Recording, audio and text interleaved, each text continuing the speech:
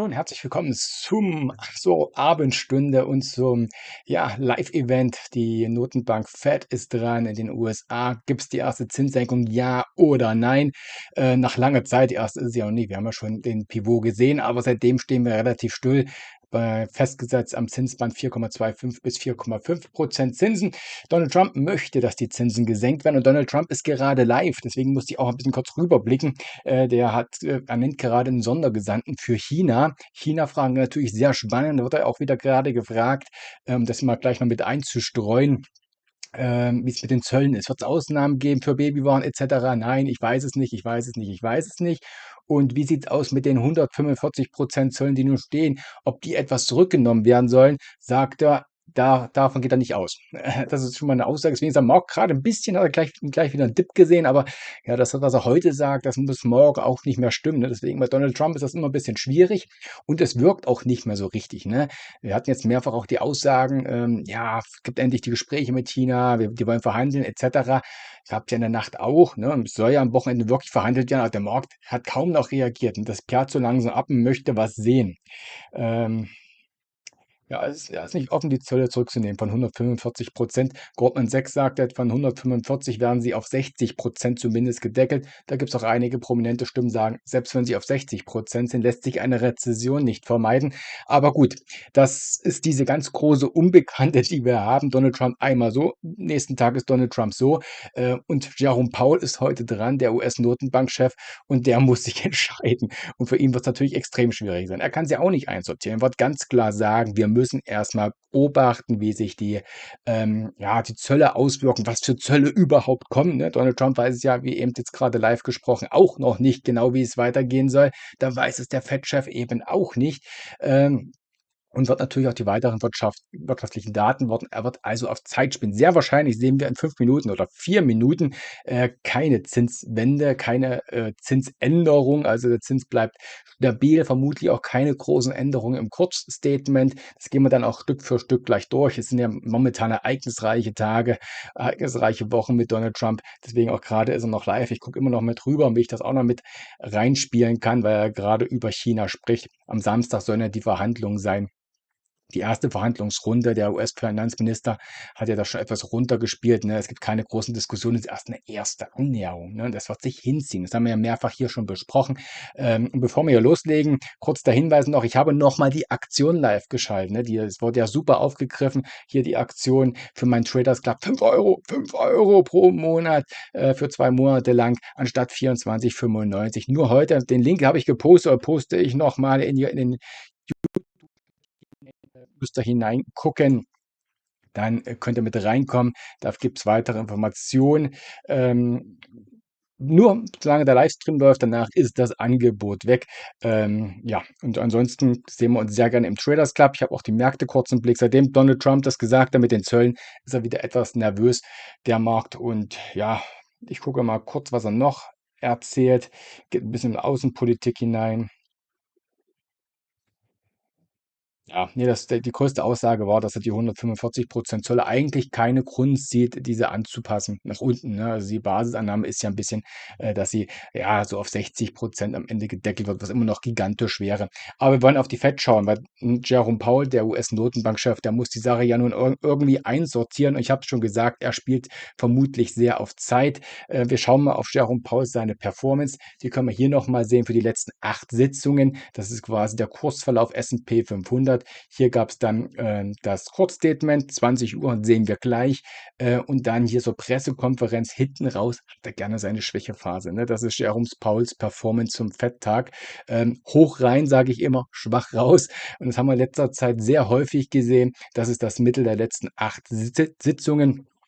Positiv diesmal vielleicht, die Erwartungshaltung ist schon relativ klar, dass er hawkisch sein wird. Er wird ja auf Zeit spielen, wird erstmal keine Zinssenkung ankündigen. Wenn das doch passiert, dass er vielleicht den Juni ins Spiel bringt, dann wäre das schon eine positive Überraschung. Also die Grunderwartungshaltung ist hawkisch. Heißt, dass er eher straff unterwegs ist, den bösen Buben gibt. Das heißt, im Umkehrschluss, Überraschungspotenzial liegt dann eher auf der Oberseite, ne? Das ist schon im Markt drinne, dass er hawkisch sein wird. Daher mal gucken, ob dieser Verlauf heute wieder stimmen wird. Schauen wir uns am Ende dann natürlich noch mal in Ruhe an, ob das gestimmt hat. Auch hier nun 8 Tage hintereinander, also 8 Notenbanktage, ne, so wie heute einer ist, wo es dann in der letzten Stunde den Abverkauf gab. 8 Mal in Folge gab es das jetzt. Also hinten raus hat Jerome Powell quasi mit der vorletzten Frage zur Pressekonferenz geht der Markt dann meistens baden. Mal sehen, ob es denn diesmal auch so sein wird. Wir haben gleich das Kurzstatement. Noch sind wir da. Wir haben gleich das kurze Statement. Gehen wir dann Stück für Stück durch. Wird es vermutlich keine großen Neuerungen geben. Und eine halbe Stunde später, da sind wir dann natürlich auch mit dabei. Da haben wir dann die Pressekonferenz, der Livestream von der Fed. Zeige ich wieder im O-Ton, also Original, Englisch. Und alle wichtigen Informationen poste ich dann wieder in alle wichtigen Keynotes in deutscher Sprache in den YouTube-Chat hinein, wo ich gerade eben auch die Aktion nochmal verlinkt habe zu meinem Traders Club. 5 € im Monat. Das sind 15 Cent am Tag. Also wer immer mal reinschnuppern wollte, da kommt man mit hinein in den Discord-Club.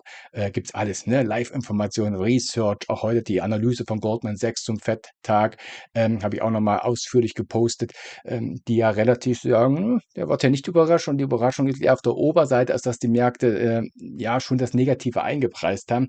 Daher mal sehen. Ich gucke noch, was Donald Trump auf der anderen Seite sagt. Ähm,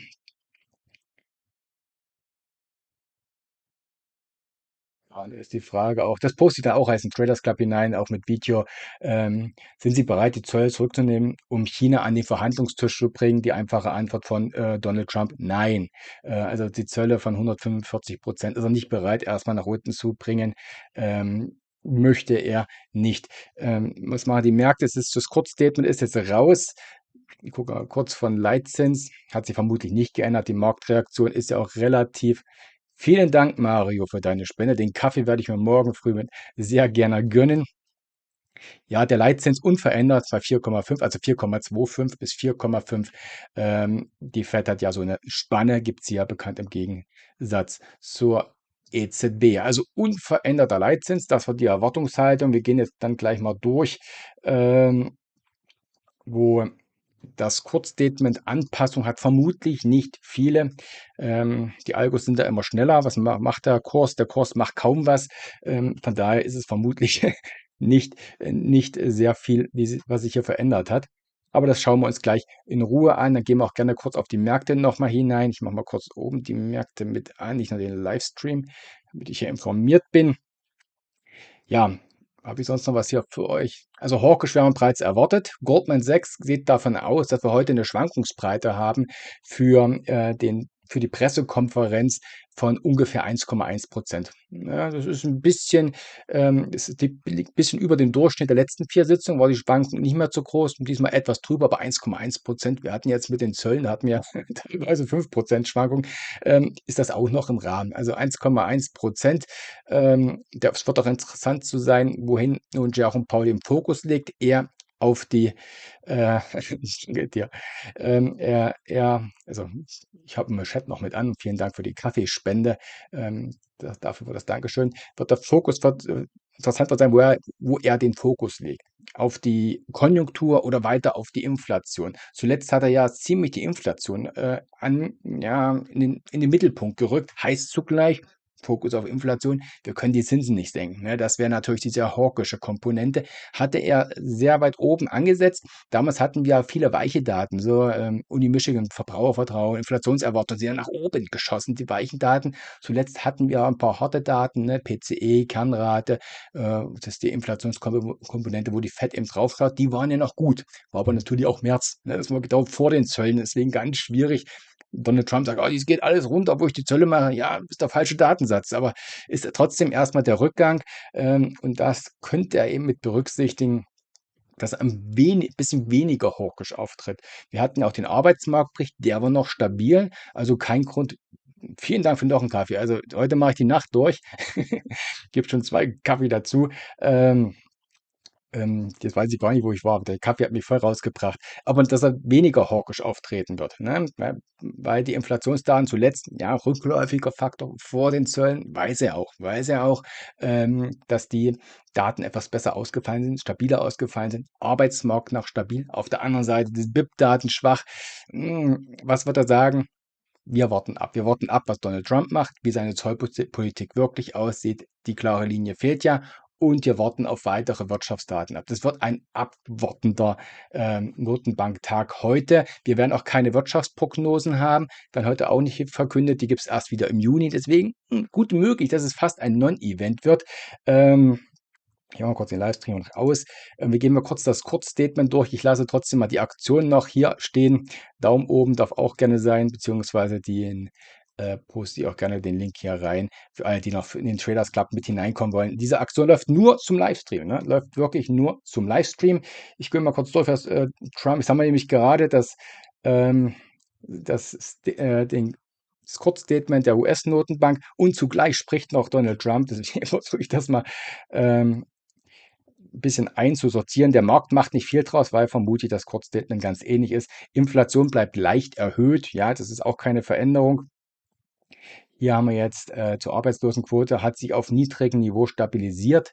Ähm, Arbeitsmarktbedingungen bleiben solide. Das ist der Blick auf den Arbeitsmarktbericht, den wir haben, den wir hatten, der stabil ausgefallen ist, gerade in neu geschaffenen Stellen. Aber ja, das Thema Zölle, das kommt ja alles erst rein. Ne? Wir hatten ja auch viele Lager sind voll. Also der Zollhammer ist eigentlich noch nicht draufgekommen. Ist auch die Frage, ob die reziproken Zölle zurückkommen. Hatte ich heute alles im Market Briefing besprochen. Alle, die das auch schon meinen Kanal abonniert haben, das gesehen haben, die wissen ja Bescheid, dass man ja auch viel auf Lager jetzt geliefert hat. Und ja, die sind einfach noch geführt, die kann man abarbeiten und man hofft letztendlich, dass hier eine Einigung gefunden wird. Die reziproken Zölle, die ja deutlich höher waren, was weiß ich, 80% teilweise. China eben sogar noch größer, die wurden ja gedeckelt bei 10%. Und bei 10%, das kann man noch handeln. Ne? Da kann man auch die Lager abarbeiten und da kann man auch Nachbestellungen machen, das geht. Aber das ist eben die Frist, 90 Tage, ich glaube, wie viel sind 26 Tage sind jetzt, glaube ich, mal gucken, ob die verlängert werden. Das wird ganz entscheidend. Deswegen auch für Jerome Powell ist es heute ganz, ganz schwierig, das einzusortieren. Aber Kurzstatement, Arbeitsmarkt stabil, Inflation leicht erhöht, 1:1 die Worte der letzten Sitzungen. Ähm, ja, das Tightening geht weiter, ne? Bilanzsumme wird weiter abgebaut. Das wäre auch eine kleine positive Überraschung gewesen, aber auch keine Veränderung sehen wir in diesem Punkt. Ähm, Auch unverändert. Es war ein einstimmiges Votum heute. Ja, das ist auch wichtig, ne, weil Donald Trump, es gab keine Zinssenkung, es wird nicht lange dauern. Vielleicht sagt es auch gleich auch noch mal vor der Presse, weil er auch noch gerade live spricht, dass Donald Trump gleich Jerome Powell ganz klar angreifen wird, weil die Zinsen nicht gesenkt wird. Aber der Rat einstimmig steht dahinter der Entscheidung. Donald Trump hat ja vorgestern erst gesagt, er ist klüger als alle FED-Mitglieder. Ja, und können das viel besser einschätzen. Das wird er vermutlich auch gleich in den sozialen Kanälen oder vor der Kamera erwähnen. Ja, ja, die Erwartung der Händler bleibt weiter. Juli die Zinssenkung. Es wird auch spannend zu sehen sein in der Pressekonferenz, ob der Juli herausgenommen wird von Jerome Powell, bestätigt wird vielleicht sogar, oder ob er den Juni mit auf den Plan ruft. 3 Zinssenkungen werden weiterhin erwartet. Ähm, ja, also ziemlich, das Kurzstatement ist ziemlich in den Erwartungen. Wir haben jetzt aber, wie gesagt, das Kurzstatement ist gerade ein bisschen unterfüttert durch Donald Trump, weil er gerade seinen Sondergesandten für China ernennt und Hardliner spricht. Ne? Als Hardliner sagt, die 145% Zölle bleiben. Das ist gerade ein Belastungsfaktor, den wir haben. Gibt es irgendwelche Ausnahmen, zum Beispiel für Babyartikel, sagt, nein, nein, nein, das wirkt jetzt gerade nicht gut. Ne? Aber das kann morgen alles wieder anders sein. Das ist eben bei den Aussagen von Donald Trump so. Ich gucke kurz mal auf seinen sozialen Kanal, ob jetzt schon hier was rausgepostet wird. Nein, das wird aber kommen. Ja, das wird mit Sicherheit kommen, dass die Äußerung, ich habe auch hier das Kurzstatement, die Anpassung zur letzten Sitzung, überfliege ich mal kurz, aber ist, glaube ich, nichts Besonderes. Poste ich dann auch alles in den Traders Club hinein. Wie gesagt, für 5 € könnt ihr mit dabei sein. Ähm,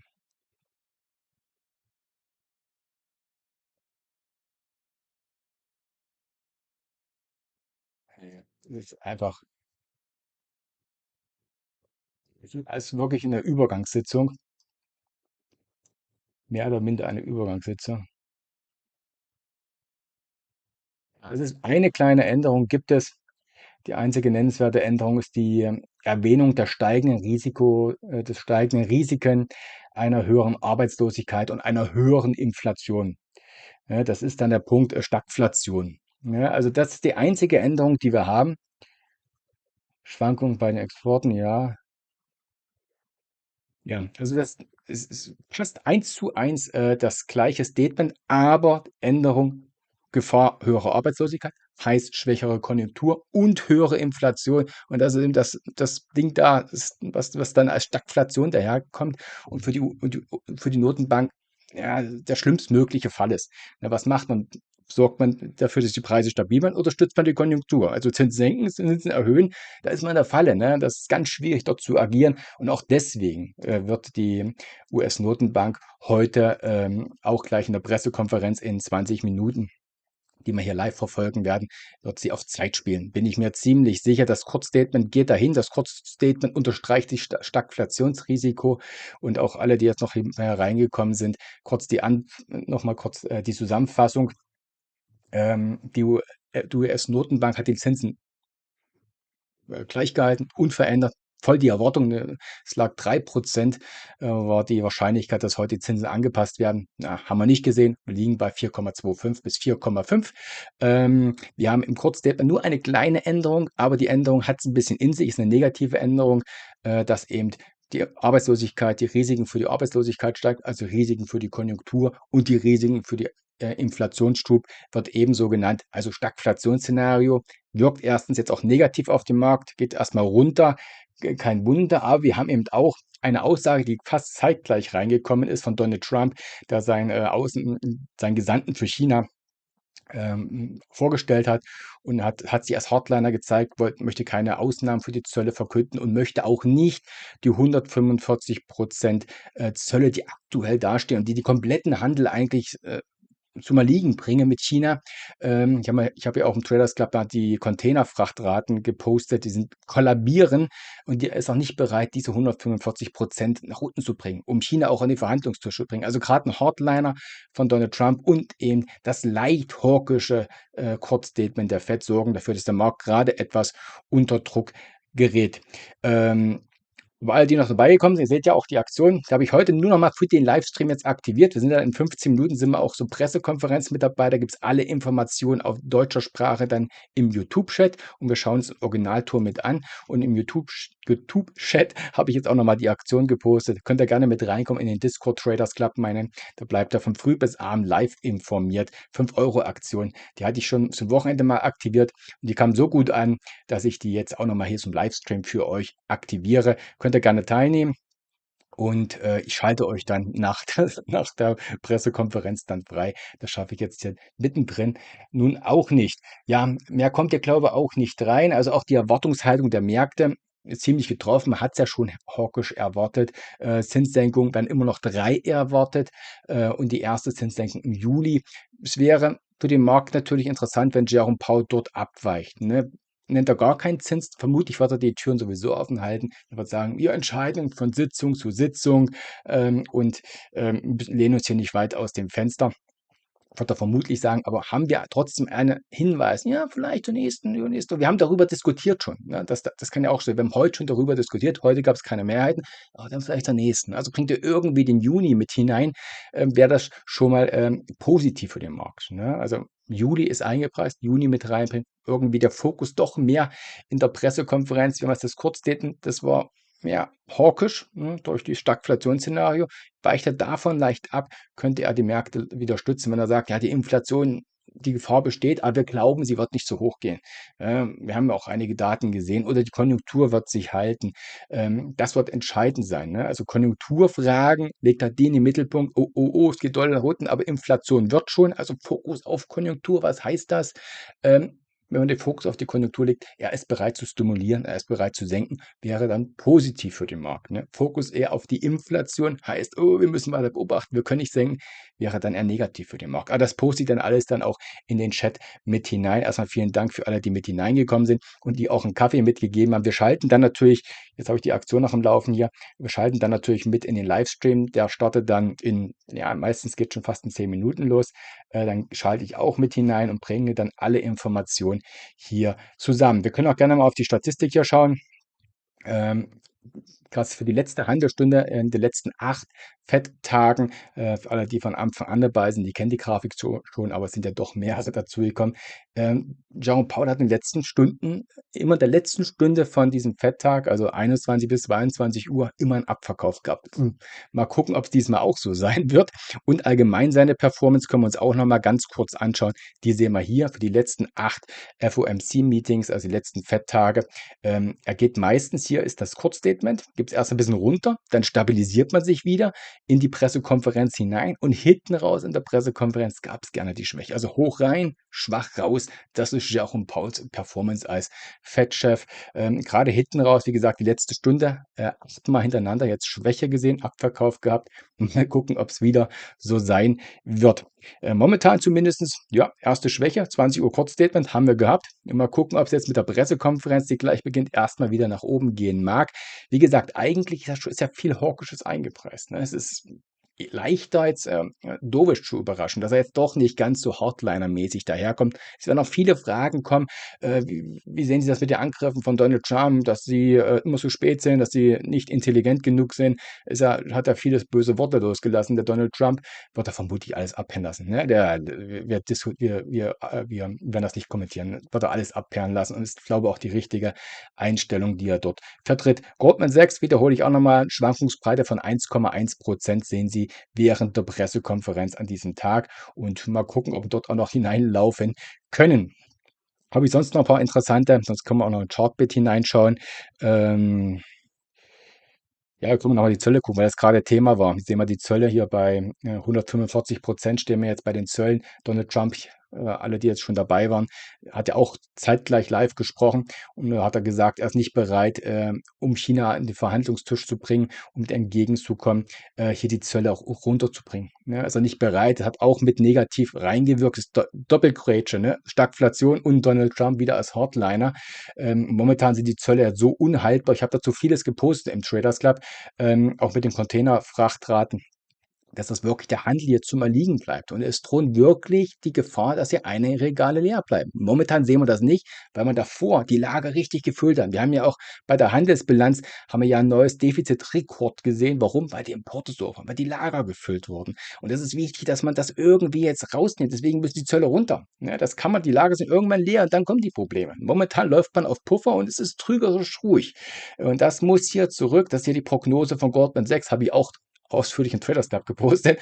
Die gehen davon aus, dass Donald Trump die Zollsatz auf 60% wiederbringt, was immer noch extrem hoch wäre, aber nicht mehr so hoch, dass der Handel komplett zum Erliegen kommt. Das hier auch noch mal kurz zu zeigen. Traders Club, wie gesagt, kommt gerne mit hinein. Die Aktion läuft 5 € nur während des Livestreams. 5 €, das ist 15 Cent am Tag. Das ist wirklich, kann jeder reingucken, wer da Interesse hatte. Den Link hatte ich schon gepostet, aber ihr schreibt so viel, da geht immer wieder weg der Link. Ich poste ich in den YouTube-Chat hinein. Also das ist gerade aktuell ein großes Thema gewesen, die Zölle hier. Und Donald Trump war hier der Hardliner. Das hat eigentlich für den ersten Dip hat er gesorgt. Und dann das Kurzstatement der US-Notenbank Fed, was auch noch mit dazu kommt. Was haben wir hier noch? Das können wir auch noch mal gucken, weil es geht ja immer um die Handelsbilanz und ja, das Defizit mit der EU. Hier sehen wir die Waren. Donald Trump kennt ja nur eins. Es geht immer nur auf die Warenhandelsbilanz ein. Ne? Dienstleister gar nicht. Ganz, ganz komisch. Ne? Bei den Waren, okay, ja, da haben wir das Defizit. Ne? Wir exportieren mehr nach den USA und kaufen doch weniger von den USA zurück, haben da das Defizit, aber Servicebereich und Servicebereich ist das Ding, das in den USA brummt, ne? Ist eine Servicegesellschaft. Google, Apple, Microsoft, also alle Tech-Konzerne, das ist alles Service, ne? Und da wird die Kohle gewirtschaftet und was hier alles läuft, wir haben meinen Discord-Kanal et cetera, ist ja alles US-Service, der läuft, ne? PayPal läuft auch US-Service, alles läuft US-Service, aber für Donald Trump ist das kein Argument. Würde man das also alles mit reinnehmen, Waren und Dienstleistungen, wäre eigentlich fast eine ausgeglichene Handelsbilanz. Nimmt er aber nicht rein. Aber bei den Verhandlungen heißt, ihr müsst digital steuern, müsst ihr runternehmen, unser digitalen Unternehmen müsst ihr schützen.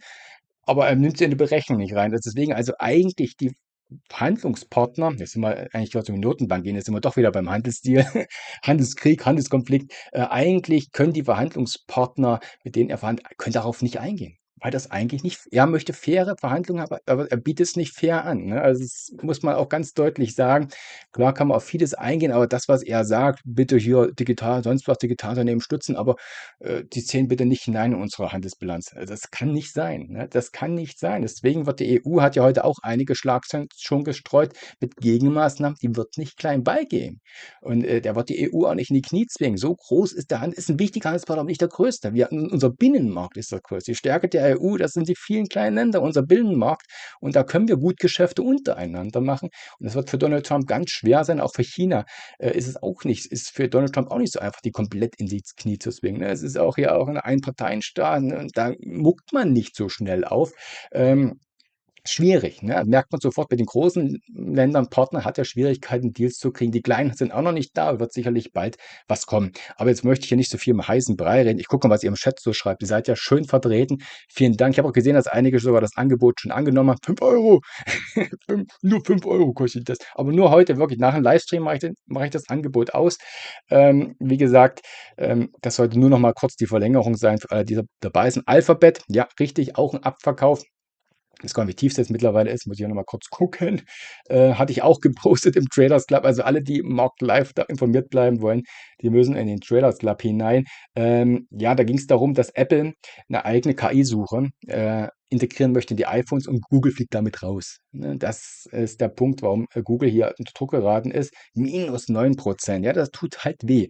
Aber Apple auch nicht eine eigene KI, sondern die kauft sich die KI ein oder mietet sich dort ein. Auch interessant. Das Einzige, wo Apple noch Geld ausgibt, ist bei den Buybacks, bei den Aktienrückkäufen. Auch das haben wir heute schon im Market Briefing besprochen. Das ist der Grund, warum Alphabet, also Google, gerade etwas unter Druck steht. Ja, wie viel haben wir noch? 10 Minuten haben wir noch. Können wir mal kurz reingucken in die Märkte. Gucken wir mal hier kurz rein. Ja, gehen wir kurz hier, also dann müssen wir aber hier mal kurz umschalten. Hier sind wir mal kurz im S&P 500 Future drin. Letztendlich, ja, hängt das seit 2 Tagen fest. Wir haben ja auch jetzt auch die Chancen für die Bullen noch drin. Ne? Also grundsätzlich haben wir den Abverkauf. Hier sind wir das 61,8er FIBO-Level. Da oben ist die 200-Tage-Linie, die 100-Tage-Linie. Das ist die Zone. Dort sollten wir hinlaufen. Ne? Nach dem Abverkauf haben wir gesagt, die Hälfte holen wir locker auf. Ne? Haben wir gesehen. Dann soll es bullisch werden. V-Erholung, alles gut. Ja, da kommt vielleicht die Abwärtswelle. Und wir stehen genau hier drin, in der Entscheidungszone. Das ist wirklich die Entscheidungszone. Hier kommt der Abwärtsdynamik rein. Hier kann eine komplette Abwärtswelle kommen. Analog 2022 hat er auch mehrfach gezeigt. Das Bild ist fast identisch zum Beginn des letzten Bärenmarkts, aber vielleicht auch wieder zu auffällig identisch. Zeige ich vielleicht gleich noch mal im großen Bild. Aber grundsätzlich kleben wir erstmal hier am 61,8er und seit 3 Tagen laufen wir seitwärts. Ja, das ist eine Chance natürlich, das Seitwärtslaufen kann man auch nochmal angreifen. Hier ist es die 50-Tageslinie. Sollte ja hier die 50-Tageslinie hier zu sehen, so soll der erste Support sein und der deckelt hier immer wieder. Ja, hat immer wieder die Stützung. Kann man intraday auch wunderbar reingehen. Ich habe ja echt immer die kleinen Spannen, habe ich hier wunderbar getradet. Kann man damit auch sehr gut leben. Das geht gleich meine Stimme flöten. Aber bleiben wir oberhalb, da haben wir hier bloß eine kleine flache Konsolidierung, können hier auch nochmal angreifen. Also auf kurzer Sicht ist auch noch möglich, dass man hier oben das obere Bollinger Band und die 200-Tage-Linie testen können. Das ist drin. Wo der Impuls herkommt, keine Ahnung, denn jetzt der Impuls, die China-Verhandlungen beginnen am Wochenende, hat auch nicht mehr gezogen. Das ist schon in den Kursen anscheinend eingepreist. Das ist sehr interessant, ne, dass wir jetzt das gesehen haben. Ja, jetzt kommt die Schlagzeilen, die wollen wirklich verhandeln. Was macht der Markt? Ganz kurz gesprungen und dann wieder zurück. Das ist in den Kursen drin. Jetzt möchte der Markt nicht mehr sehen, dass wir wollen reden. Der Markt möchte Ergebnisse sehen. Ne? Dass man jetzt als Goodwill, hatte ich heute auch gesagt, zum Market Briefing, Goodwill, wenn wir in die Verhandlungen gehen, halbieren wir mal die Zölle, ne, damit wir uns ja irgendwie annähern, weil man kann nicht Ewigkeiten, bis Monate verhandeln, die Zölle bleiben so hoch. Da ist der Schaden drin. Also momentan oberhalb der 50-Tageslinie, hier ist auch die Keilbegrenzung, ist noch die Chance, nochmal hochzulaufen zur 200-Tage-Linie. Diese 200-Tages-Linie, diese Chance lebt. Brechen wir hier unten durch. Sind das hier 5.570 vermutlich ungefähr hier im Future. Da sind wir am mittleren Bollinger Band 5.500 und dann kann es noch ein Stückchen tiefer gehen. Die Frage ist aber, sehen wir hier eine Abwärtsdynamik, die hineinkommt? Mal so eine 1, 2 Tageskerzen hier runter, dann ist nämlich die Gefahr gegeben, das ist ja ein Abwärtsimpuls, das ist nur die Gegenbewegung bis in die Fibonacci, hier kommt der nächste Impuls. Ne, es kommt auf die Bewegung hier letztendlich dann an. Haben wir nur ganz langsame Rückgänge, ist die Chance auch gegeben, lass uns doch hier eine Schulter-Kopf-Schulter-Formation basteln. Diese Chance besteht auch, wenn wir hier ganz langsam runterlaufen, ne, dann ist diese Chance gegeben. Die Bären brauchen hier Abwärtsdynamik. Diese ISKS, die haben wir auch gesehen damals, hier ist mal der Nasdaq, zeige ich hier nochmal, zwar 2022, hatte ich mehrfach gezeigt, müsste ich mal die Zeichnung rausnehmen. Mittlere Bollinger Band auch mal raus und die 100 Tage nehmen wir auch noch raus. Wo ist 2022? Das muss ja der Abverkauf sein. Ups, mein Stift. Ich muss mich ein bisschen beeilen, weil gleich die Pressekonferenz losgeht. Ich möchte gerne nochmal die Parallel. Das ist der letzte Bärenmarkt 2022. Hier haben wir den ersten Abverkauf gesehen. Runter. Und dann sind wir hochgelaufen. Fibo-Level war vermutlich auch ungefähr das gleiche Bild. Setzen wir mal rein. Genau, 50, 61, 8, 1:1, wo wir aktuell stehen.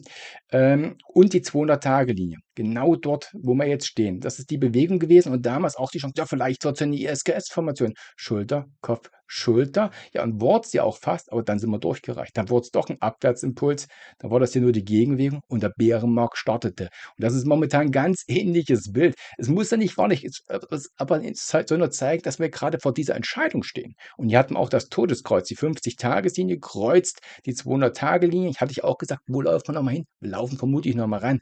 Damals war es so, oben an 200-Tages-Linie angekommen und dann sind wir dort ja abgeprallt und haben dann auch einen weiteren Abwärtsimpuls gesehen. Und das gehen wir noch mal kurz zurück in die aktuelle Zeit, 2024, 25. Mal kurz die Zeichnung nochmal raus. Hier sehen wir auch nochmal das Todeskreuz. Abverkauf hoch bis zum 61,8er Fibo-Level, 1:1 an die 200-Tage-Linie. Todeskreuz zurückgelaufen, dann ISKS-Chance, Schulter, Kopf, Schulter. Laufen wir hoch oder nicht? Das ist hier Showdown-Moment. Das ist wirklich der Showdown-Moment. 2022 war hier Schluss und wir haben den nächsten Abwärtsimpuls gehabt und sehen wir neue Tiefs, sind wir im Bärenmarkt. Und darum geht es jetzt hier. Also die Bullen müssen hier definitiv vermeiden, dass wir hier dynamisch abdrehen. Die müssen hier rüber. Die müssen hier, was ist das hier, 2003, hier das Zwischenhoch hier auch herausnehmen. 2005 ist das, im Future Nasdaq. Das müssen sie herausnehmen, oberhalb bleiben. Das wäre positiv. Das wäre nicht mal die Analogie 2022. Und dann kommen auch die institutionellen Anleger zurück. Ne? Die CTAs, die sind ja alle auf der Seitenlinie. Die einzigen, die groß gekauft haben, waren die Privatanleger. Und die kaufen hier oben immer noch. Ne? Aber laufen wir rüber, dann wird das eine gehasste Rallye, eine meist gehasste Rallye, sagt man dann wieder, weil dann müssen die aufspringen, die Institutionellen, und treiben den Kurs hoch, selbst wenn es dann wieder total kurios wäre. Aber drehen wir hier ab. Drehen wir hier dynamisch ab. Dann Obacht, dann brennt die Hütte, weil dann ist das Szenario Abwärtsdynamik. Hier war der Abwärtsimpuls, hier war die Konsolidierung drüber, nur die Fibo-Box hinein und es war nur die Gegenbewegung und dann kam der nächste Abwärtsimpuls hinein. Das noch ein bisschen so einzusortieren. Wir schauen die Sache dann natürlich alles nochmal in Ruhe an. Untergeordnet haben wir es hier eingekeilt, stehen ja an 61,8er Fibo-Level. Wir haben hier auf der Unterseite hier 50-Tageslinie an der 19,5. Brechen wir dort durch, brechen wir dynamisch durch diese Keilformation. Das ist ja schon ein bärischer Keil. Innerhalb der Fibo-Box haben wir hier also Abwärtsdynamik drin. Vorsicht, ne? Dann ist wirklich vieles möglich. Aber eigentlich bräuchte es einen Trigger. Trigger, was kann sein? Zum Beispiel Donald Trump, der sagt, das mit den Zöllen, Verhandlungen bringt ja nichts viel. Ich lasse die bei 145%. Dann sind irgendwann die Lager, die man gefüllt hat, leer. Und dann wird es teuer. Da geht die Inflation hoch. Dann sind plötzlich mal ein paar Regale leer. Ja, die Kinder, die brauchen ja nur 2 Puppen. Die müssen nicht 5 Puppen haben. So hat er argumentiert. Er selbst, da stellt sich alles in Gold hin. Ne? Aber die Kinder müssen 2 Puppen haben. Ja, mal gucken. Also es ist ganz schwer, seine Politik einzuschätzen. Und da sind wir jetzt wieder bei Jerome Powell. Es geht nämlich gleich los. sind wir gleich bei Jerome Powell. Der muss trotzdem eine Antwort finden, der Fed-Chef, und wird sie vermutlich nicht finden, wird sie nur finden in den Worten, wir warten ab. Wir warten ab, wie wirklich der Kurs der Zölle aussieht, und wir warten die nächsten Wirtschaftsdaten ab.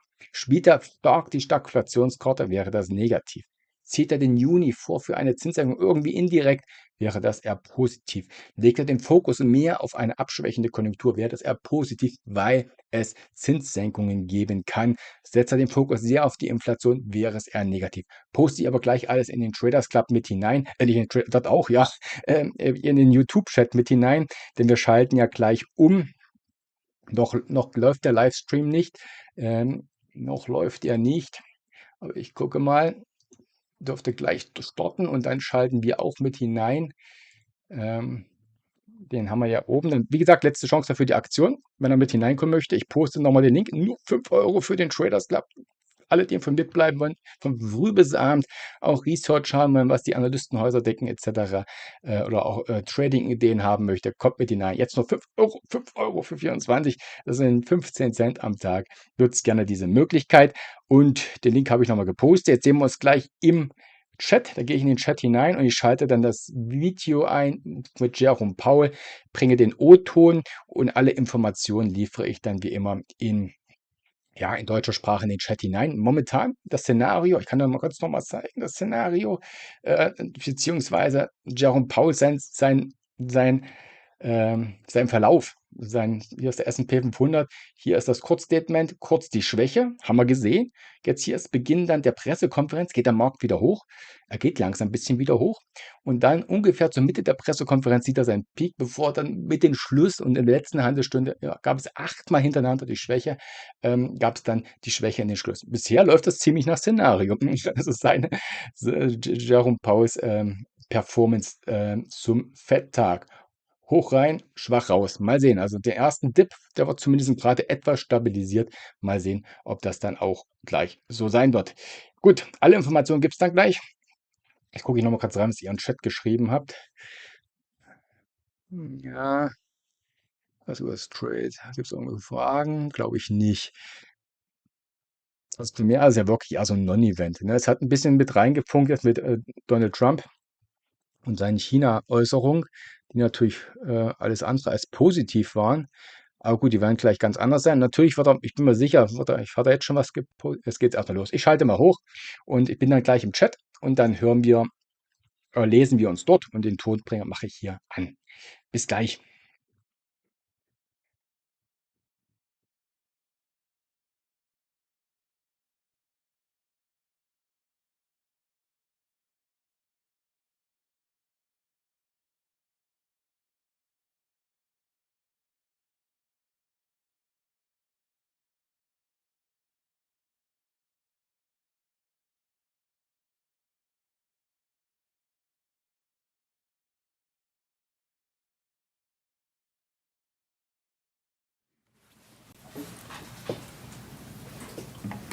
Good afternoon.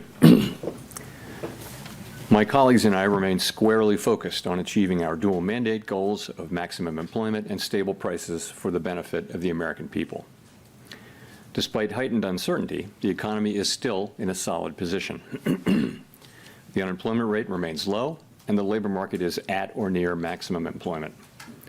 Inflation has come down a great deal, but has been running somewhat above our 2% longer run objective.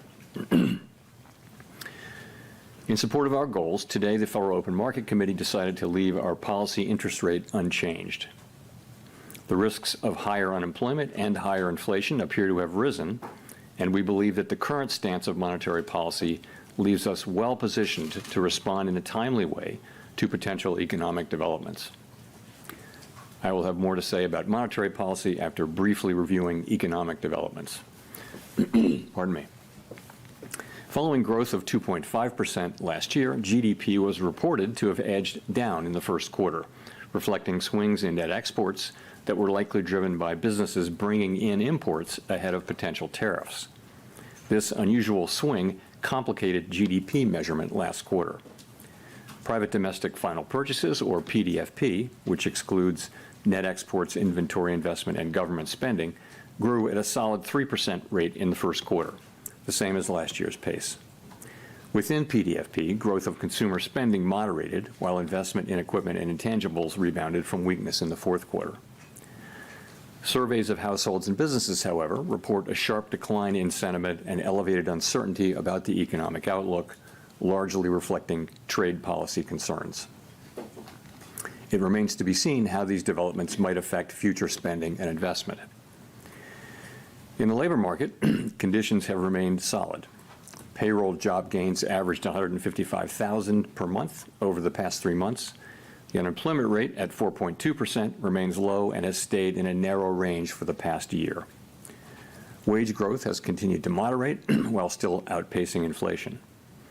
Overall, a wide set of indicators suggest that conditions in the labor market are broadly in balance and consistent with maximum employment.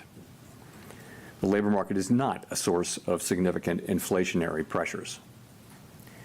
Inflation has eased significantly from its highs in mid-2022, but remains somewhat elevated relative to our 2% longer-run goal. Total PCE prices rose 2.3% over the 12 months ending in March. Excluding the volatile food and energy categories, core PCE prices rose 2.6%. Near-term measures of inflation expectations have moved up, as reflected in both market and survey-based measures. Survey respondents, including consumers, businesses, and professional forecasters, point to tariffs as the driving factor. Beyond the next year or so, however, most measures of longer-term expectations remain consistent with our 2% inflation goal. Our monetary policy actions are guided by our dual mandate to promote maximum employment and stable prices for the American people. At today's meeting, the committee decided to maintain the target range for the federal funds rate at 4.25% to 4.5% and to continue reducing the size of the balance sheet. The new administration is in the process of implementing substantial policy changes in 4 distinct areas: trade, immigration, fiscal policy, and regulation. The tariff increases announced so far have been significantly larger than anticipated. All of these policies are still evolving, however, and their effects on the economy remain highly uncertain. As economic conditions evolve, we'll continue to determine the appropriate stance of monetary policy based on the incoming data, the outlook, and the balance of risks. If the large increases in tariffs that have been announced are sustained, they're likely to generate a rise in inflation, a slowdown in economic growth, and an increase in unemployment. The effects on inflation could be short-lived, reflecting a one-time shift in the price level. It is also possible that the inflationary effects could instead be more persistent. Avoiding that outcome will depend on the size of the tariff effects, on how long it takes for them to pass through fully into prices, and ultimately on keeping longer-term inflation expectations well anchored. Our obligation is to keep longer-term inflation expectations well anchored and to prevent a one-time increase in the price level from becoming an ongoing inflation problem. As we act to meet that obligation, we'll balance our maximum employment and price stability mandates, keeping in mind that without price stability, we cannot achieve the long periods of strong labor market conditions that benefit all Americans. We may find ourselves in the challenging scenario in which our dual mandate goals are in tension. If that were to occur, we would consider how far the economy is from each goal and the potentially different time horizons over which those respective gaps would be anticipated to close. For the time being, we're well positioned to wait for greater clarity before considering any adjustments to our policy stance. At this meeting, the committee continued its discussions as part of our 5-year review of our monetary policy framework. We focused on inflation dynamics and the implications for our monetary policy strategy. Our review includes outreach and public events involving a wide range of parties, including Fed Listens events around the country and a research conference next week. Throughout this process, we're open to new ideas and critical feedback, and we will take on board lessons of the last 5 years in determining our findings. We intend to wrap up the review by late summer. The Fed has been assigned 2 goals for monetary policy: maximum employment and stable prices. We remain committed to supporting maximum employment, bringing inflation sustainably to our 2% goal, and keeping longer-term inflation expectations well anchored. Our success in delivering on these goals matters to all Americans. We understand that our actions affect communities, families, and businesses across the country, everything we do is in service to our public mission. We at the Fed will do everything we can to achieve our maximum employment and price stability goals. Thank you. I look forward to your questions. Steve. Steve Leisman, CNBC. Thank you, Mr. Chairman, for taking my question. A lot has happened since the last meeting. There's been tariffs put on, tariffs taken off, and meanwhile, there's a bill advancing in Congress. And I just wonder if I could press you on the last part of your statement. Are you any closer now to deciding which side of the mandate is going to need urgent care first? Well, so as we noted in our statement, post-meeting statement, we've judged that the risks to higher employment and higher inflation have both risen. And this, by the way, of course, is compared to March. So that's what we can say. I don't think we can say, which way this will shake out. I think there's a great deal of uncertainty about, for example, where tariff policies are going to settle out, and also when they do settle out, what will be the implications for the economy, for growth, and for employment. I think it's too early to know that. So, I mean, ultimately, we think our policy rate is in a good place to stay as we await further clarity on tariffs and ultimately their implications for the economy. Hearing you describe what you're looking for in terms of being able to make a decision, it sounded like that's a long-term process before you sound like you're going to be comfortable, or the committee would be comfortable to act on what the data is telling you. I don't think we know.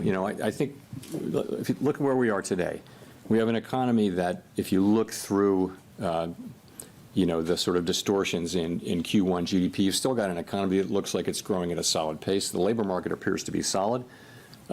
Inflation is running just a bit above 2%. So it's an economy that's been resilient and is in good shape. And our policy is sort of modestly or moderately restrictive. It's 100 basis points less restrictive than it was last fall. And so we think that leaves us in a good place to wait and see. We don't think we need to be in a hurry. We think we can be patient. We're going to be watching the data. The data may move quickly or slowly, but we do think we're in a good position where we are to let things evolve and become clearer in terms of what should be the monetary policy response. Nick. Nick Timrose of the Wall Street Journal. Chair Powell, there's naturally a lot of PTSD around 2021 and supply shocks, but there are some who argue that the current situation has notable differences. Energy costs are down, housing imbalances look nothing like they did 4 years ago, labor demand appears to be gradually cooling with wage growth running below 4%. What do you see right now that could nourish higher inflation beyond a rise in goods prices this year? I think the underlying inflation picture is good. It's what you see, which is inflation now running a bit above 2%. And we've had basically decent readings in housing services and non-housing services, which is a big part of it. So that part, I think, is moving along well. But there's just so much that we don't know. I think, and we're in a good position to wait and see, is the thing. We don't have to be in a hurry. The economy has been resilient and is doing fairly well. Our policy is well positioned. The costs of waiting to see further are fairly low, we think. So that's what we're doing. And we'll see.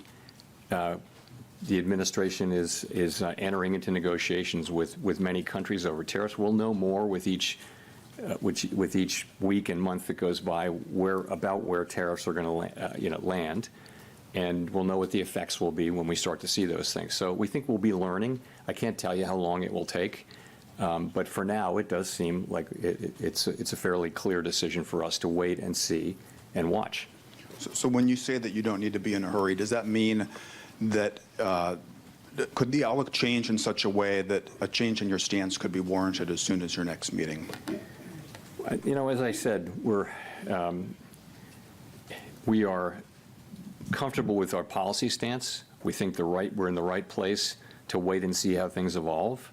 We don't feel like we need to be in a hurry. We feel like it's appropriate to be patient. And when things develop, of course, we have a record of we can move quickly when that's appropriate. But we think right now the appropriate thing to do is to wait and see how things evolve. There's so much uncertainty. If you talk to businesses or market participants or forecasters, everyone is just waiting to see how developments play out, and then we'll be able to make a better assessment of what the appropriate path for monetary policy is. So we're not in that place, and as that develops, and I can't really give you a time frame on that. Janelle. Janelle Marte with Bloomberg.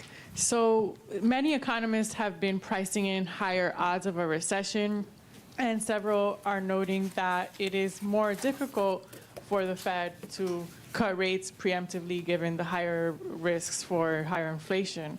So given the outlook, do you still see a path for a soft landing, and what does that look like? Well, let me say, so let's look back and see where we are. So to go through 2024 up to the day, we've had unemployment in the low 4s for more than a year. We've had inflation coming down now in the mid to low 2s. We've had an economy growing at 2.5%. So that is the economy as we see it now. What looks likely, given the scope and scale of the tariffs, is that we will see certainly the risks to higher inflation, higher unemployment have increased. And if that's what we do see, if the tariffs are ultimately put in place at those levels, which we don't know, then we won't see further progress toward our goals. But we might see a delay in that. I think in our thinking, we would never do anything but keep achieving those goals. But we would, at least for the next, let's say, year, we would not be making progress toward those goals. Again, if that's the way the tariffs shake out. The thing is, we don't know that. There's so much uncertainty about the scale, scope, timing, and persistence of the tariffs. So that's that. In terms of preemption, I think you can look back at the 2019 cuts as preemptive. I wouldn't say that what we did last fall was at all preemptive. If anything, it was a little late. But 2019, we did cut 3 times. But the situation was you had a weakening economy and you had inflation at 1.6%. So that's a situation where you can move preemptively. Now we have inflation running above target. It has been above target for 4 years. It's not so far above target now. And we have an expectation, conditional on what happens, that we'll see upward pressure on inflation. If you look at where forecasters are, they're all forecasting an increase in inflation. So it makes it, and then we've also got forecasts of weakening in the economy, and some have recession forecasts. We don't publish a forecast about that. We don't publish a forecast that assesses how likely a recession is. But in any case, it's not a situation where we can be preemptive because we actually don't know what the right response to the data will be until we see more data. Colby. Colby Smith with the New York Times. How much weakness does the committee need to see, though, in the labor market and the economy more broadly to lower interest rates again? Is it about a certain increase in the unemployment rate over a period of time, or perhaps a certain number of negative monthly job reports? I mean, how are you making that assessment? So first of all, we don't see that yet, right? We have 4.2% unemployment, good participation, wages behaving very well.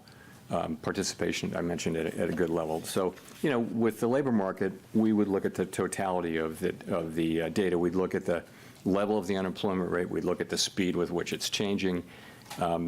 We would look at the whole huge array of labor market data to get a sense of whether conditions are really deteriorating or not. And at the same time, we'd be looking at the other side of the mandate. We could be in a position of having to balance those two things, which is, of course, a difficult balancing judgment that we'd have to make. On that point about balancing, I mean, you've mentioned that the committee would consider how far the economy is from each goal and the time it would take to kind of get back to that point. But what does that mean in practice? I mean, how much of that assessment will be rooted in a forecast versus data dependence? It would be a combination of the two. I mean, let's just say this would be a complicated and challenging judgment that we would have to make. Yeah, we're not in this situation, but the situation is if the two goals are in tension, so let's say that unemployment is moving up in an uncomfortable way, and so is inflation. Not the situation we're in, hypothetically, but we would look at how far they are from the goals, how far they're expected to be from the goals, what's the expected time to get back to their goals. we look at all those things and make a difficult judgment. And that's in our framework. It's always been in our thinking. You know, we haven't faced that question in a very long time. So again, difficult judgment to make, and not one that we face today, and we may never face it, but you know, we have to be keeping it in our thinking now. Edward. Thank you. Edward Lawrence with Fox Business. So we had the CPI report that came out that showed month over month the first decrease in inflation in about 3 years. The jobs report, you said, solid, that we saw. At the same time, we have those new tariffs that we're living under.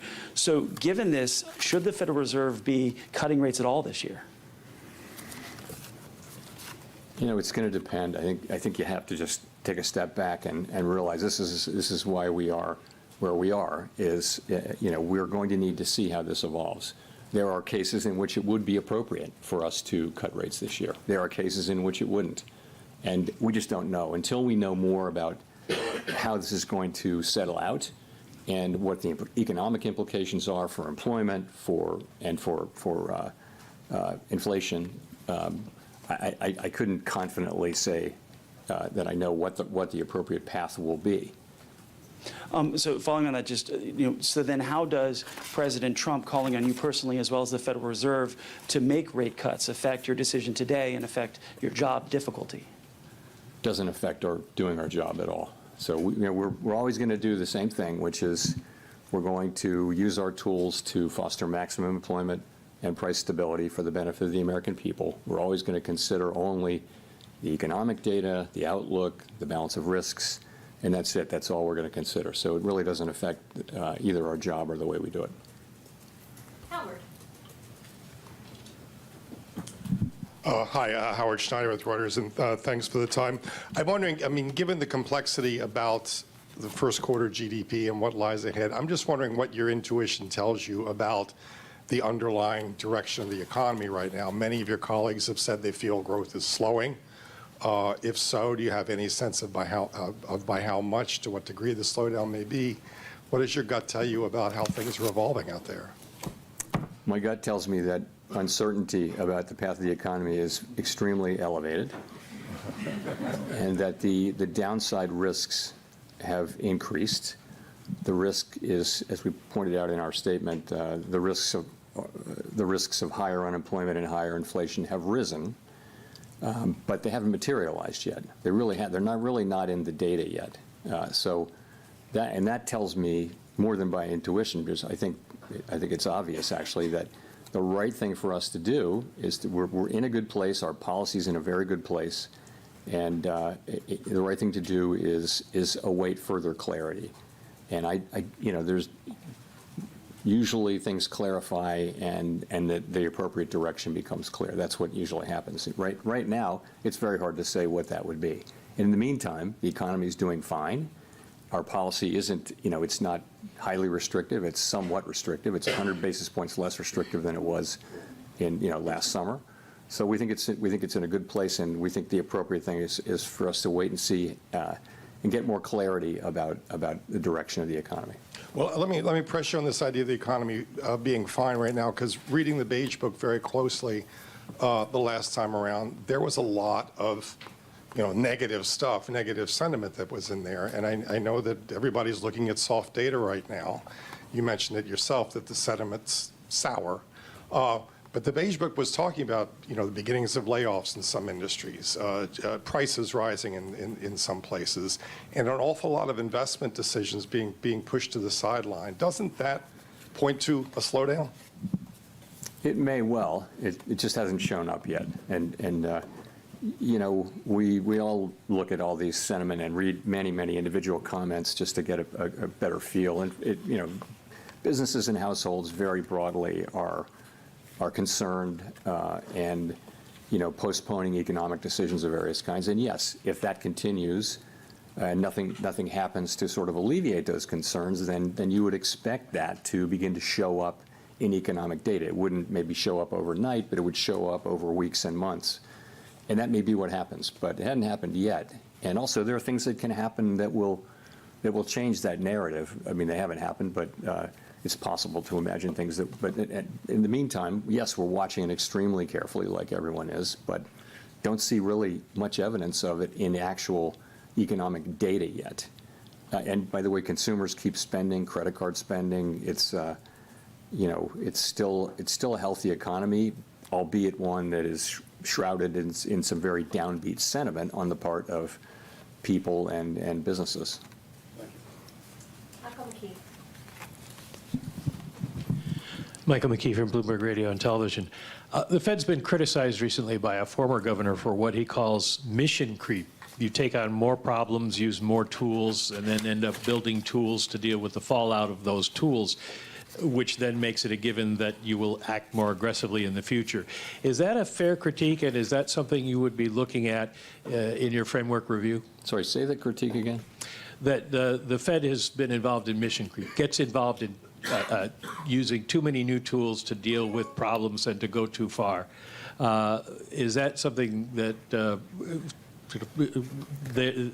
critique was based around the fact that you did QE and QE and QE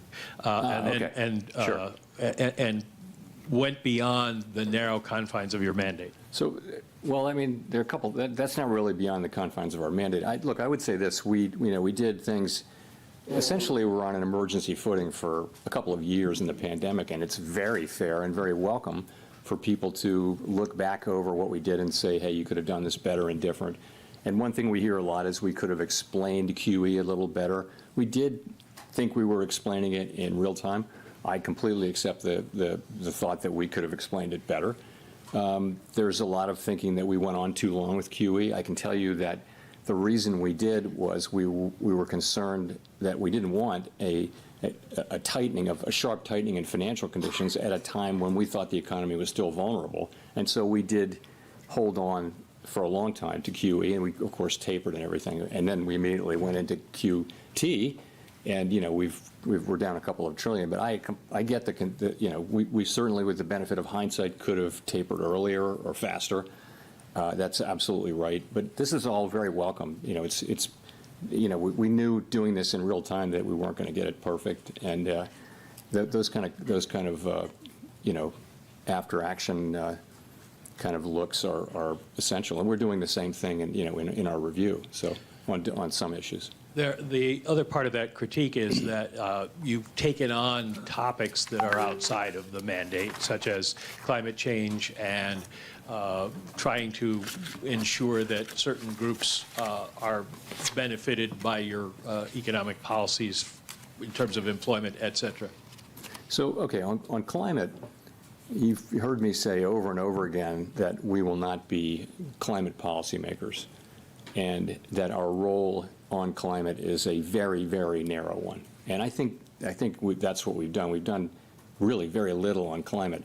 You can say that little bit that we've done was too much, but I wouldn't want to give any impression that we've taken climate and it's something that we're spending a lot of time and energy on. We're not. We have very, very narrow things. We did one guidance for the banks, and then we did a one-time stress analysis, climate stress analysis, and that's it. And we dropped out of the network of greening the financial system. So we didn't do much on climate, but I do think, and I've said this publicly several times, I think it's a real danger for us to try to take on a mandate like that, which is very narrow application to our work. And the risk is if you go for things that are really not on your mandate, then why are you independent? And I think that's a very fair question. I do think we've done a whole lot less on climate than some people seem to think we did.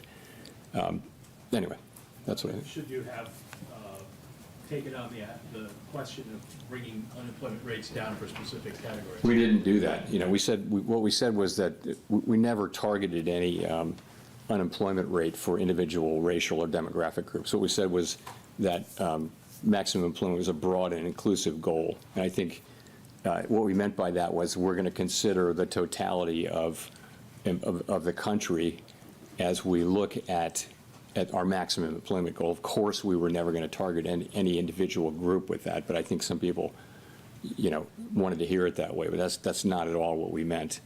So that's just not a correct reading of our, but I can see how, maybe people found that confusing, and we have to take that into consideration. Jolene. Hi, Chair Powell. Thanks for taking our questions today. I'm Jolene Kent with CBS News. You've said wait and see, and the economy is doing fine today, but the impact of tariffs are already showing up at the ports. Businesses big and small are telling us that they feel it, and most importantly, consumers say they feel it, that the challenges are here, and there's no waiting and seeing. For Main Street, what is the breaking point? What would have to happen to prompt a rate cut specifically?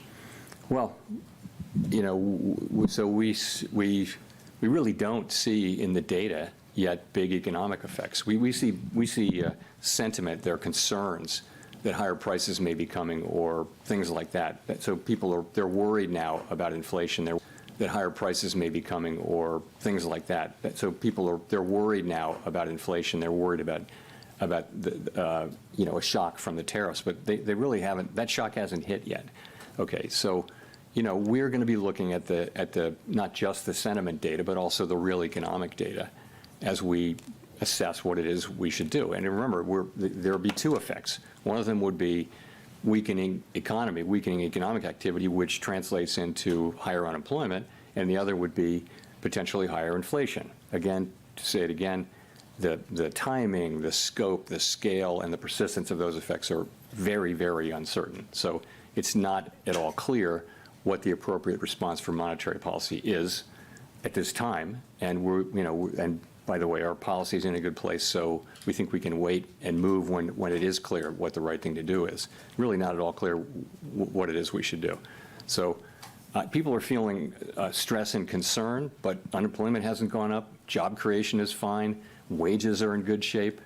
People are not layoffs, or people are not getting laid off at high levels.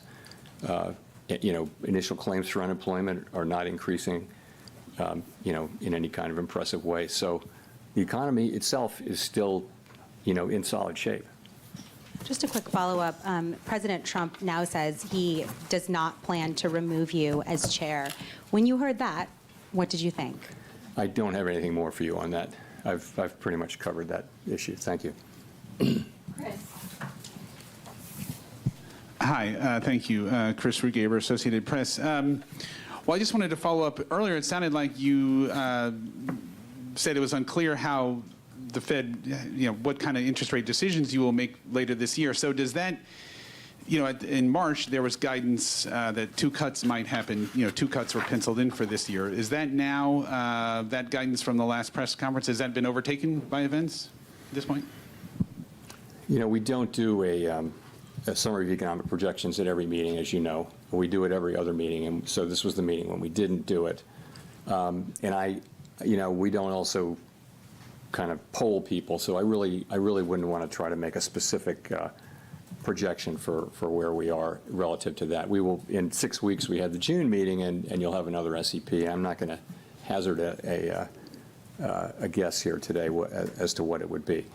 Again, what I would say is that we think our policy rate is in a good place. We think it leaves us well positioned to respond in a timely way to potential developments. That's where we are. And that, depending on the way things play out, that could include rate cuts. It could include us holding where we are. We just are going to need to see, how things play out before we make those decisions. Great. And just to follow up on that, I mean, when you address the issue of how the Fed would handle both rising unemployment and rising inflation, how are you thinking about the fact that addressing one could exacerbate the other? So a rate cut to reduce unemployment could worsen inflation and vice versa. How do you handle those challenges? You just captured this is the issue with the 2 goals being in tension. It's a very challenging question. Now, there can be a case in which one goal is very far, one variable is very, very far from its goal, much farther than the other, and if so, you concentrate on that one. And frankly, that was the case. Well, it wasn't a case where they were really in tension, but if you go back to 2022, it was very clear that we needed to focus on inflation. The labor market was also super tight, so it wasn't really a trade-off.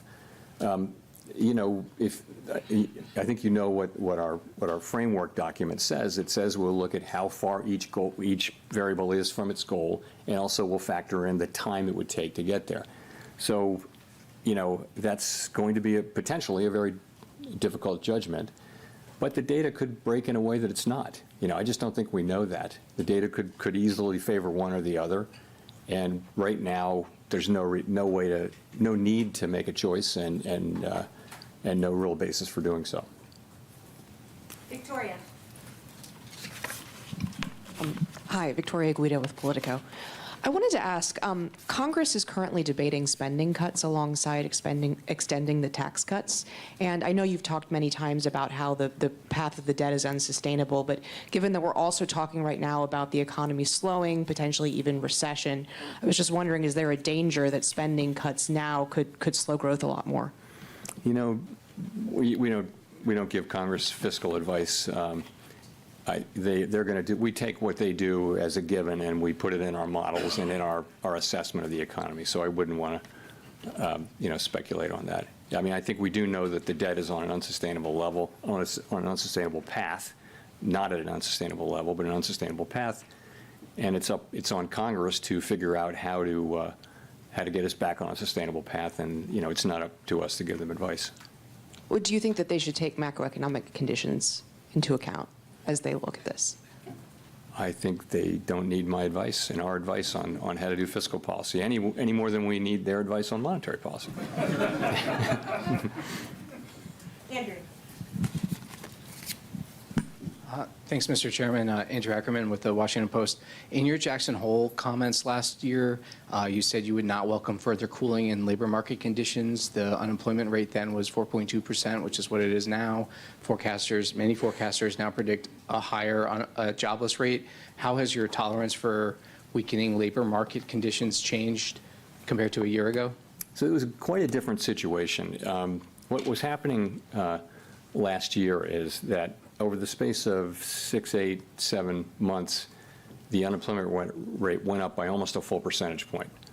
And it was click, click, click, click, click each month. And you know, everywhere people were talking about downside risks to the labor market. At the same time, payroll job numbers were getting softer and softer. So there was a really obvious concern about downside risk to the labor market. And so at Jackson Hole and then in September, you know, we wanted to address that forthrightly. We wanted to show that we were there for I mean, we'd been there for inflation for a couple of years, and we wanted to show also that we're there for the labor market.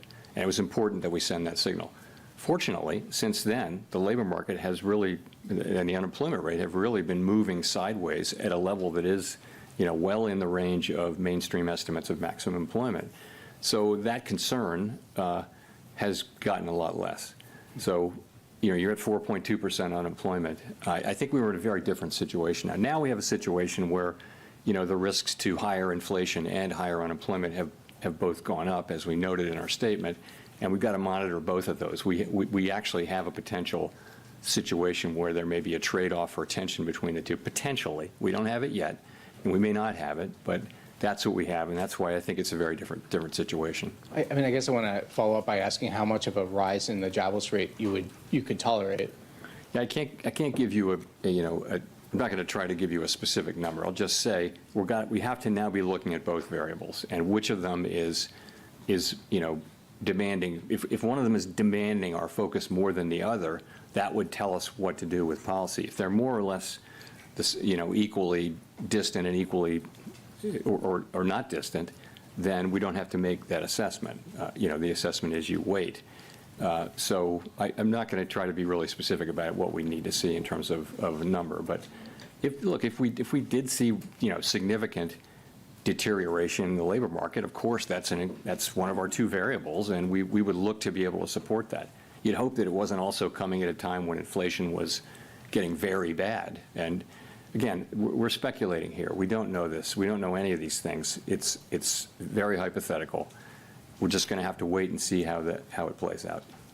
Thanks. Claire.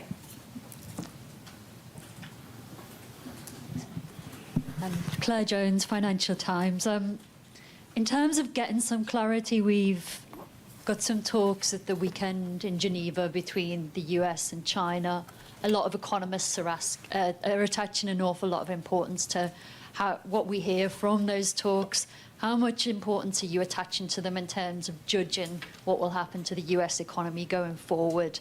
And just in a similar vein, some economists are saying it's days, not weeks, that we have until we start to put the US economy at risk of seeing the sort of pandemic-era shortages and higher prices if we don't kind of soothe relations between the US and China. So it'd be good to have your view on that too.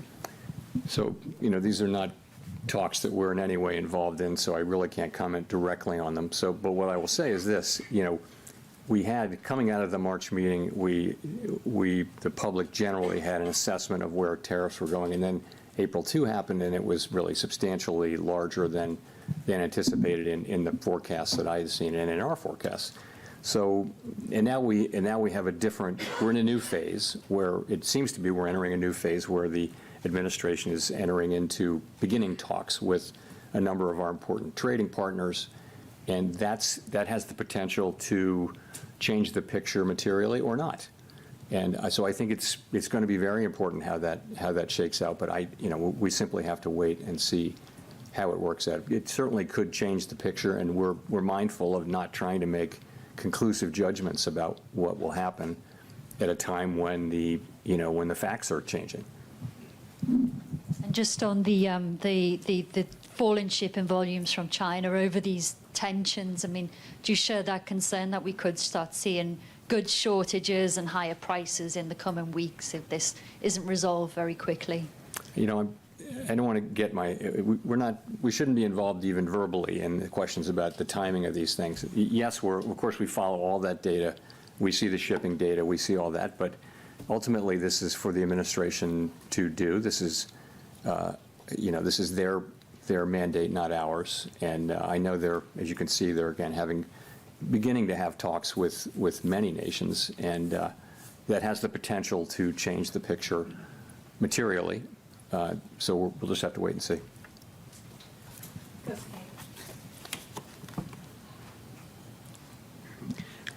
Kosuke Takami with Nikkei. Thank you for doing this. The volume of imported goods increased significantly in the first quarter. Do you think that this situation could cause a delay in the impact of tariff on inflation? And does this mean that it will take longer time to reduce uncertainty?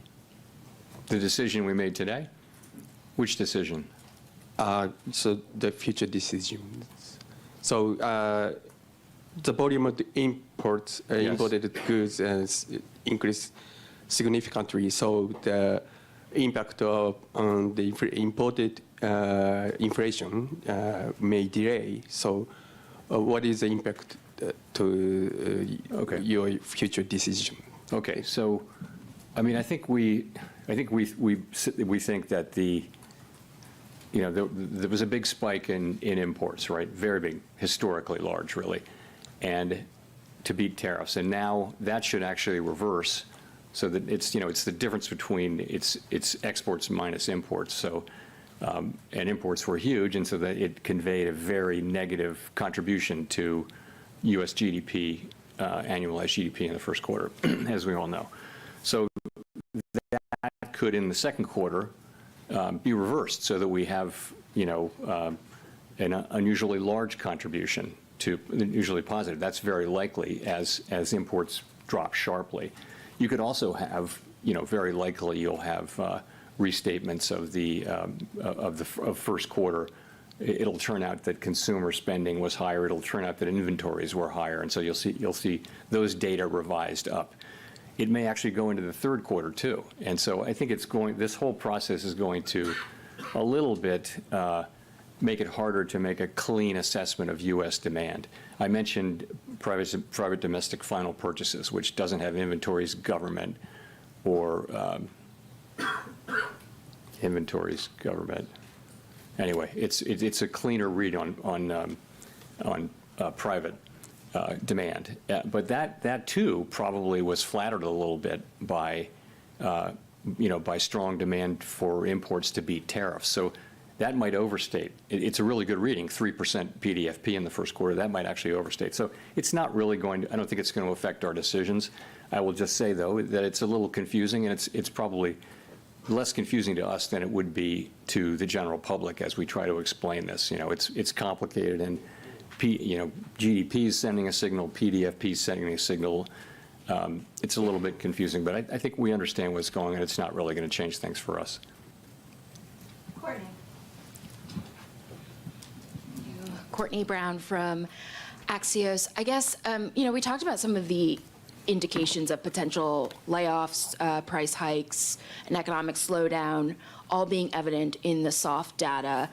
I'm curious why it needs to wait for that to translate into hard data to, make any type of monetary policy decision, especially if the hard data is not as timely or might be warped by tariff-related effects.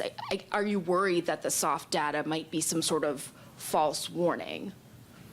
No, I mean, look at the state of the economies. The labor market is solid, inflation is low. We can afford to be patient as things unfold. There's no real cost to our waiting at this point. Also, the sense of it is we're not sure what the right thing will be. There should be some increase in inflation. There should be some increase in unemployment. Those call for different responses. And so until we know, potentially call for different responses. And so, until we know more, we have the ability to wait and see. And it seems to be a pretty clear decision. Everyone on the committee supported waiting. And so that's why we're waiting. Just a very quick follow-up. There was this sort of vibe session, if you will, where the sentiments expressed in soft data did not translate into the hard economic data. How are you thinking about that when interpreting some of the signs in the softer survey data? I think going back a number of years, the link between sentiment data and consumer spending has been weak. It's not been a strong link at all. On the other hand, we haven't had a move of this, speed and size. So it wouldn't be the case that we're looking at this and just completely dismissing it. But it's another reason to wait and see. You're right, though. We had a couple of years during the pandemic where people were saying just very downbeat surveys and going out and spending money. So that can happen, and that may happen to some degree here. We just don't know. This is an outsized change in sentiment, though, and so none of us is looking at this and saying that we're sure one way or the other. We're not. Matt. Thanks, Chair Powell. Matt Egan with CNN. So you mentioned earlier that you're monitoring the shipping data, and we have seen in the shipping data that imports from China into the Port of Los Angeles have plunged, and that has raised concerns about potential shortages. What tools, if any, does the Fed have to ensure that prices and inflation expectations don't get out of hand if tariffs do cause significant supply chain disruptions? I mean, we don't have, the kind of tools that are good at dealing with supply chain problems. We don't have that at all. That's a job for the administration and for the private sector more than anything. What we can do with our interest rate tool is we can be more or less supportive of demand, and that'd be a very inefficient way to try to fix supply chain problems. But we don't see the inflation yet. We're of course reading the same stories and watching the same data as everybody else. And, right now we see inflation, kind of moving sideways at a fairly low level.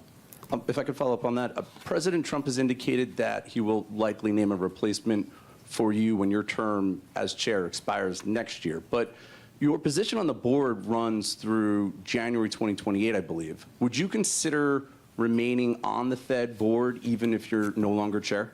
So I don't have anything for you on that. My whole focus is on, and my colleagues' focus is all on, trying to navigate this tricky passage we're in right now, trying to make the right decisions. We want to make the best decisions for the people that we serve. That's what we think about day and night, and this is a challenging situation, and that's 100% of our focus right now. Let's Let's go to Jennifer for the last question. Chair Powell, Jennifer Schonberger with Yahoo Finance. Public records of your schedule so far this year show no meetings with President Trump. Past presidents Obama, Bush, and Clinton have all met with Fed chairs, and you met with Trump during his first term. Why haven't you asked for a meeting yet with the president? I've never asked for a meeting with any president, and I never will. It's not, I wouldn't do that. There's never a reason for me to ask for a meeting. It's always been the other way. So would you want to meet with him if given the opportunity to get more information? It's never an initiative that I take. It's always an initiative. I don't think it's up to a Fed chair to seek a meeting with the president, although maybe some have done so. I've never done so, and I can't imagine myself doing that. I think it's always comes the other way. A president wants to meet with you, but that hasn't happened. And if I could just ask one question on monetary policy. When it is time to cut rates, how will you determine how far down rates will have to come to try to keep a balance on the inflation mandate as employment weakens? I think once you have a clear direction, you can make a judgment about how fast to move and that kind of thing. So it's really the harder question is the timing, I think, and when will that become clear? And fortunately, as I mentioned, we have our policy in a good place, the economy's in a good place, and it's really appropriate, we think, for us to be patient and wait for things to unfold as we get more clarity about what we should do. Thanks very much.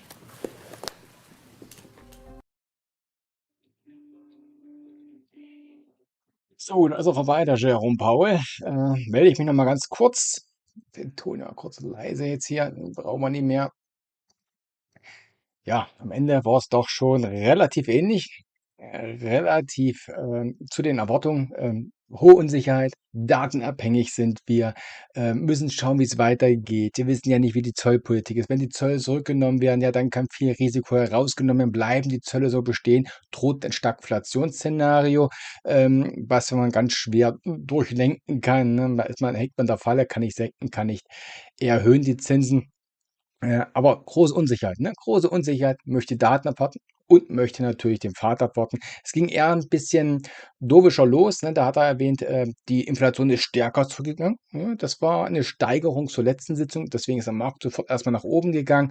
Aber dann hat er halt wirklich von den Zollkurs gesprochen, viel Unsicherheit und eben das Stagflationsszenario.